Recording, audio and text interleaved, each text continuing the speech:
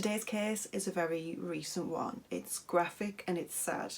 I wasn't sure whether to cover this case because it is so recent and so tragic, but the family have come out and said they want this story shared. They want to raise awareness about mental health and about how we need to do more for people who are suffering from mental health issues, and I couldn't agree more.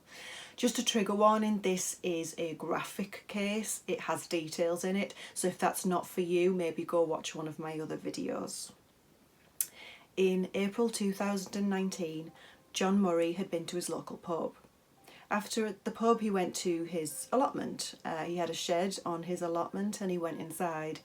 Inside, he found 35-year-old Odessa Carey. John knew Odessa, she was a friend of the family. She was sat there and she was wiping blood from her hands and arms with a baby wipe, and she had with her a bag. Odessa was chatting to John, and as she did so, she took an object out of the bag. The object was wrapped in a pillowcase and a towel. She carefully unwrapped it, and John realised that it was a human head. She lifted the human head up and kissed it on the forehead. She then re-wrapped it carefully with the pillowcase and the towel and put it back in the bag. Shortly after that, she got up and she left the shed and she left John's allotment and walked away. At the time, John didn't have a phone, so he didn't call the police. The next day, he was chatting in the pub about what he'd seen, and the person he was chatting to happened to be Sharon O'Brien, Odessa's partner. When Sharon asked John to explain what he'd seen, she was able to guess that the decapitated head that Odessa was carrying around with her probably belonged to her own mother. Sharon immediately called the police and ran over to Odessa's mother's house.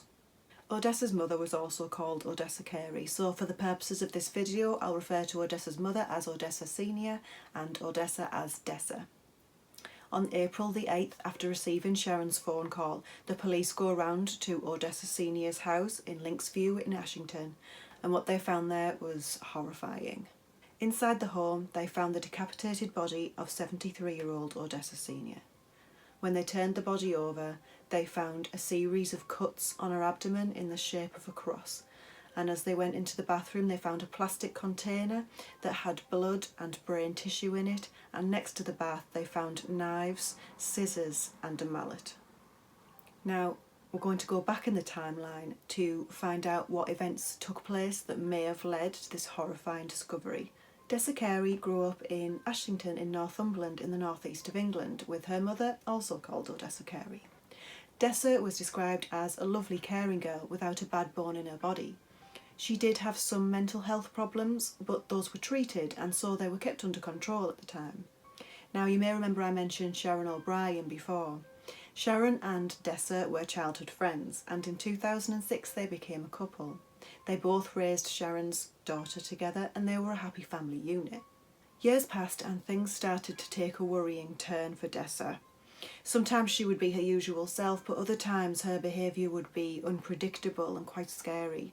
Sharon remembered one time Dessa tried to cut her own legs down to the bone, which must have been absolutely horrible for her to see.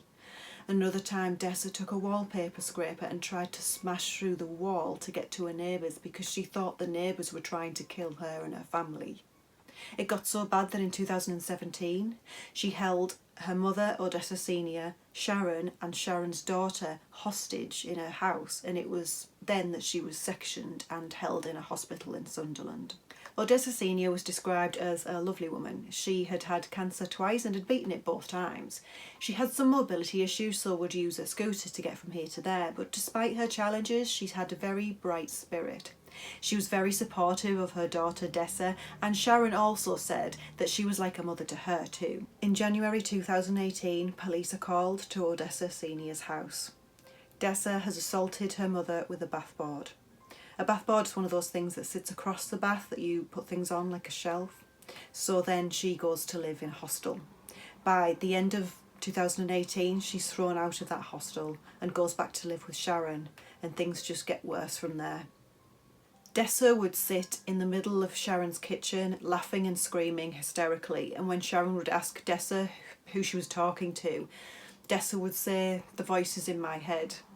A few weeks later, she would then go on to do terrible things to her pet cat, which I won't go into because this case is already dark enough. So back to where we left off on the timeline. Odessa Senior's house has been sealed off by police and Sharon has just arrived and the police have taken her away to explain what's happened. Dessa, meanwhile, left the allotment and has walked across town. She visits her aunt and uncle's house and then she goes to John Angus's house, who is a friend of the family. She wouldn't be there long before police turn up and arrest her. They find her hiding in the loft. After finding Dessa in the loft, the police then do a search of the house and they find under the kitchen sink in a cupboard a bag with a head in it.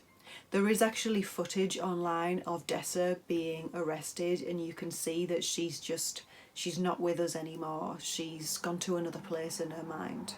So tests were done on Odessa Senior and what pathologists believe happened is on the 6th of April, Dessa attacked Odessa Senior with multiple blows to the head. She caused injuries to the skull and to the brain. It's thought that Odessa Senior was alive during some of this attack because her fingers were fractured from protecting herself from the blows.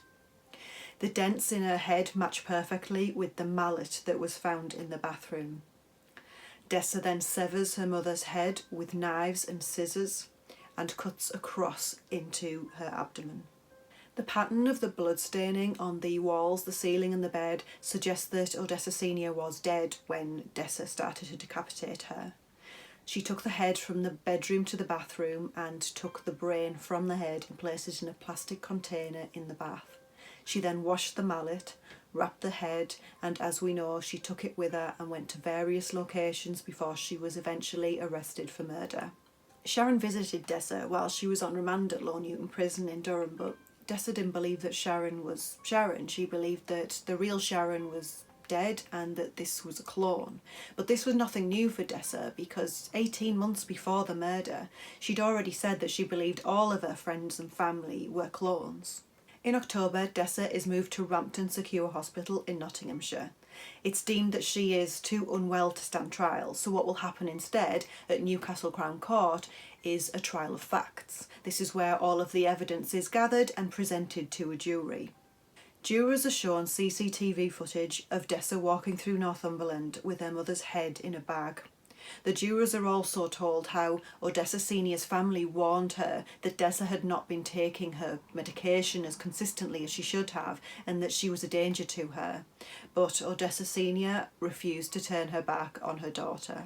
During the trial, Judge Paul Sloan QC told the jury that Dessa was acutely psychotic. She had paranoid delusional beliefs and that she did not believe that the body belonged to her mother. When answering the murder charge, Dessa responded with, "Not my mam, someone else." At the end of the hearing, Dessa asked the magistrates, "Can it be investigated that my mam disappeared 4 years ago?" Sharon said she saw Dessa at the hearing and that they made eye contact, but that Dessa's eyes were black. She was there in body but not in mind. The jury were not asked to decide whether Dessa was guilty or not guilty, more was she responsible. After 1 hour deliberation, the jury came back and said that she was responsible based on cumulative circumstantial evidence. Judge Sloan said that she should be sent to a secure psychiatric hospital because she still posed a danger not only to herself but to others. The whole of Odessa Senior's family feel let down by the system. They think that Dessa should have been sectioned a long time ago. The NHS have also launched their own independent investigation to find out how it got to this point. Dessa was clearly very unwell and something should have been done a lot sooner than it was. The one good thing to come out of this case is the investigation. I hope investigations like this lead to more funding being put into the mental health services and charities that currently exist. I will put the number for the Samaritans in the description box below if anyone watching this video feels like they need some support. This was a difficult case to cover. So thank you for watching, take care of yourselves, and I'll see you next time. Bye bye.